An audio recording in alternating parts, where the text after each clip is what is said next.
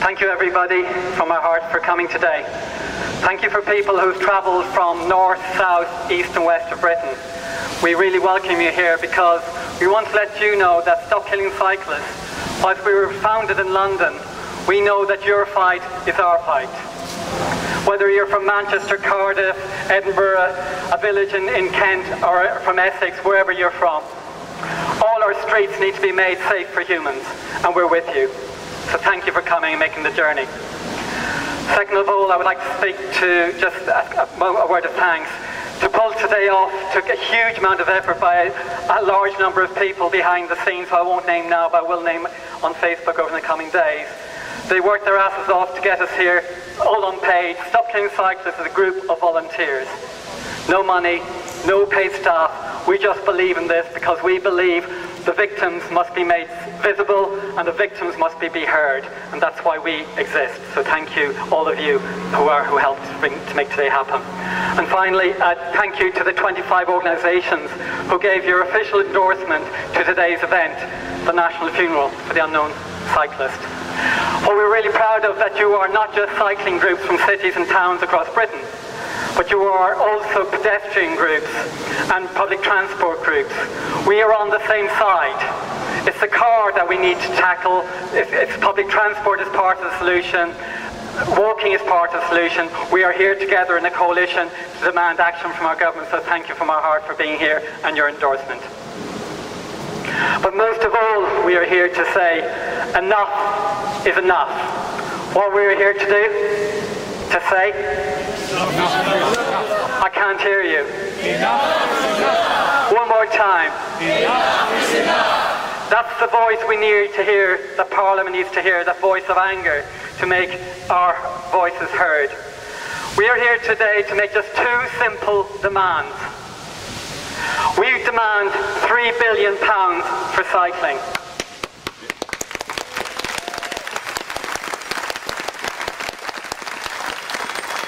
One of our top targets of Stop Killing Cyclists is we want the word billion to become from the voice of active travel campaigners and cycle campaigning groups. We are fed up of talking about a million here, a million there. People think a million's a lot of money. I'm sorry, in today's world, when you talk about 30,000 million is the budget of the Department of Transport, 7,000 million is the budget for one bridge across the Thames, 7,000 million is the budget for a new road in Herefordshire.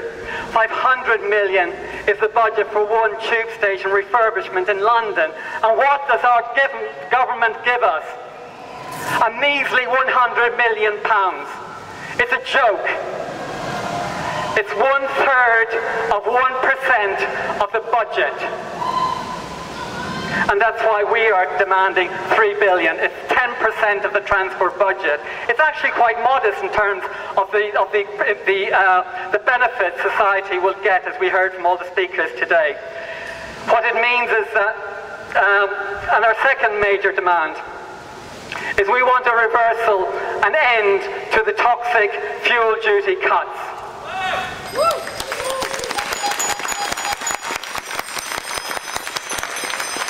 In the last 6 years alone, £48,000 million has been handed back to car drivers and the motor lobby. 48,000 million. As people died on our streets, as our NHS suffered from lack of funding, as social housing fails to be built, our drivers demanded £48 million back, and FFUK, the organisation who's a front for the Road Haulage Association, is out there lobbying year after year to make sure that that cut happens year after year, and we and our people here and their lives across Britain are paying that price. We say, enough is enough. What do we say? Enough is enough. Thank you. In the last number of years, whilst they cut toxic fuel duties, public transport costs over the since 1980 went up 65%.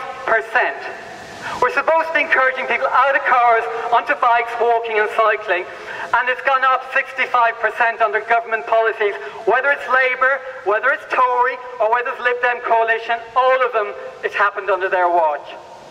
And under that time, the cost of cars, driving cars, went down 20%. So under those governments, the cost of driving went down and the cost of public transport soared. And every single one of those governments, from all those political parties, went into government saying, we back cycling, we back active travel, we back public transport, we back safety for walking. And what have they done? They've cut the cost of driving, they've cut the cost of driving, they cut the cost of driving, and they've paid the price with our lives, and the lives of the family members who are here today. It's an utter and total outrage.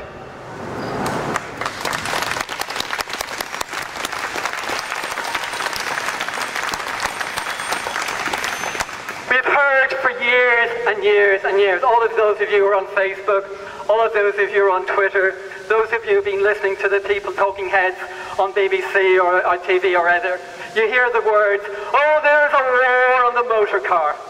Oh, woe is thee, the war on the motor car. These poor two-ton metal boxes, God help them. Victims of what? Victims of government benefits. Billions of years, that's what they've been, billions of years of grants to them. And what has happened to us? We have ended up for a world that is on fire. Transport is the single biggest cause of climate change emissions. 3 weeks ago, the UN General Secretary announced an alarm call to the planet. The UN General Secretary said, unless we radically cut carbon emissions radically within 2 years and start the process drastically, societal changing drastic, humanity faces extinction. That's not a climate campaigner saying that. That's not a bicycle campaigner saying that. That's not a beautiful tree hugger saying that. That's the UN General Secretary announced an alarm call to the planet that within 2 years, unless we radically cut carbon emissions, humanity faces extinction. 3 weeks ago, I attended a talk by the head of the Environment Agency. He said that the rate we're going, by 2040, 1 million species would be extinct. That's 22 years' time. The IPCC on Monday said unless we take radical action, we could pass the dangerous 1.5 degree centigrade within 12 years. 2030. We are in the middle of an awful, mind-boggling planetary emergency. And these people here who are marking, those family members, are the canary in the mine shaft. They are the dead who've gone before us. How many millions will follow in their path because of the culture of the car? My friends, there is no war on the car. There's a war on humanity.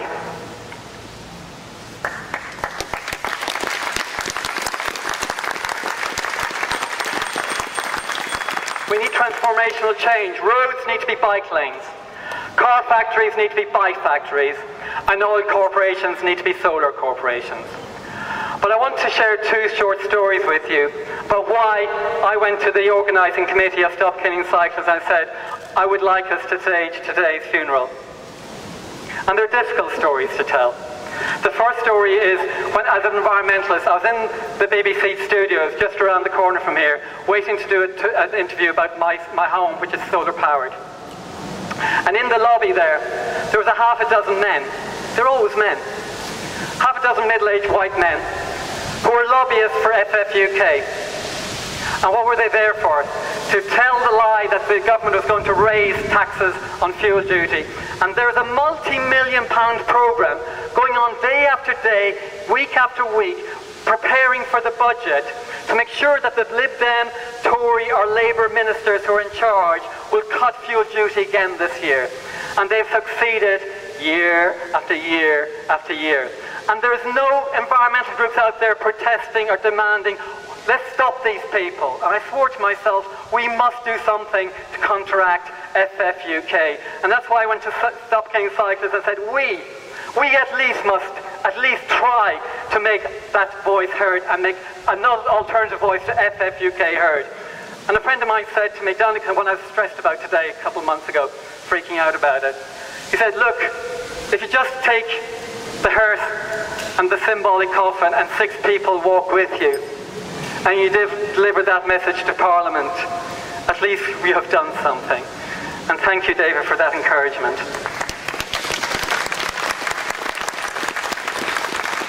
And the second story I want to share with you is that around 9 months ago, there was a press release from the Department of Transport announcing another breadcrumb for cycling. They were announcing yet another £20 million for cycling, with a press release saying, we want everybody to cycle.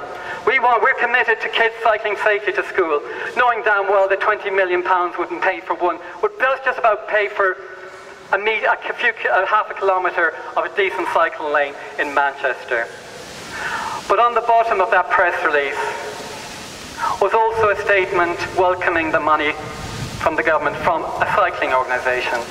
Cycling UK welcomed the money, and they welcomed the £500,000 grant that they got for a project for Cycling UK. And what's the difficult thing that we have to share with you is that in Ireland, when somebody was killed last year, within 5 days, liaising with us in Stop Killing Cyclists, all the cycling groups in Ireland came together under the banner of Stop Killing Cyclists, stayed a die-in outside the Parliament, got huge coverage, ministers reacted, and the discussion started to change the law. It took them 5 days. All the cycling groups united, they were there, it was successful.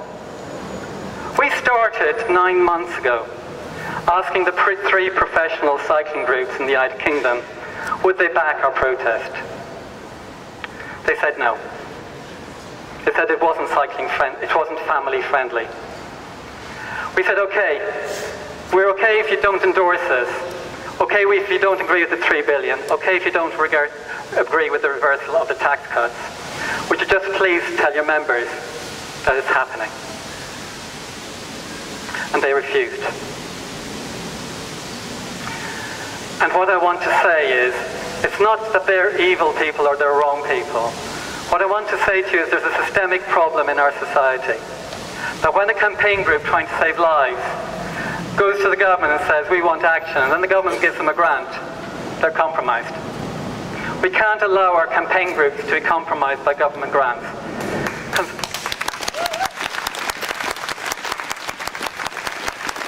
These are decent people. We want these organisations to thrive.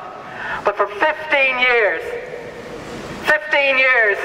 the government has cut the fuel duty on cars. For 15 years, they've given breadcrumbs to cycling. For 15 years, there hasn't been a single protest by those 3 groups decent at national level. And I don't know about you, but I'm damn angry. And I think we need to be angry, because enough is enough.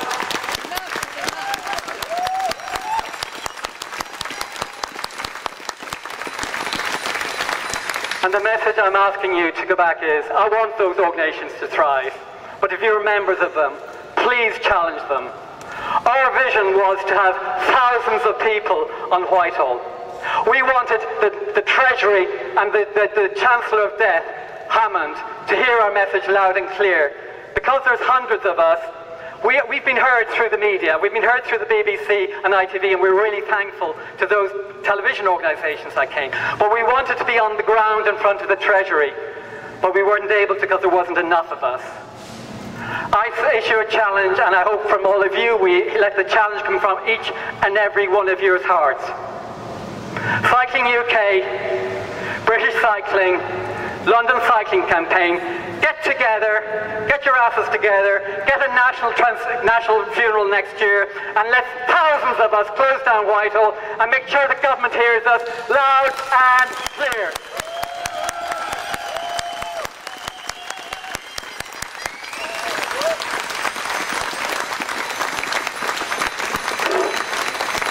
Thank you.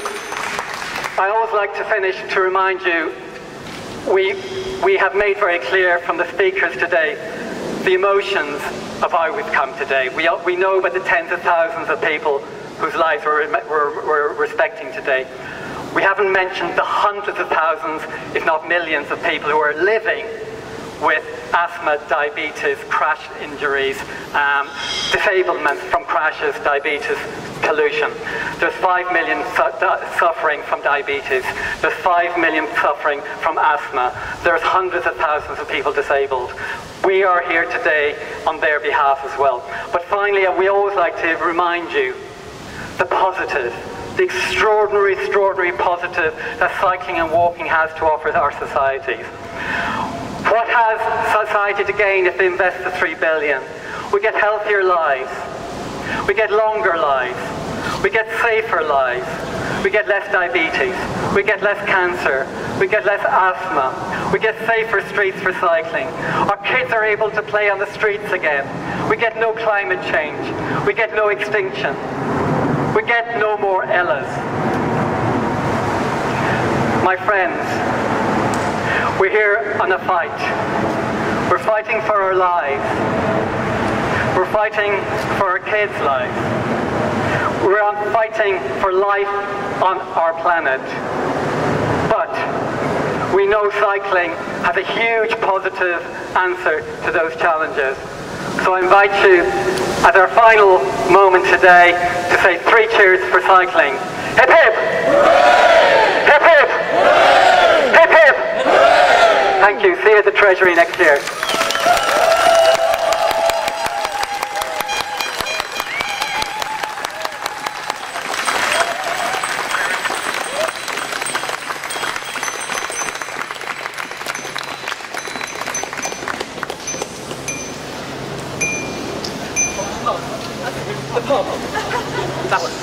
It's a good Irish wake. There it is, there it is.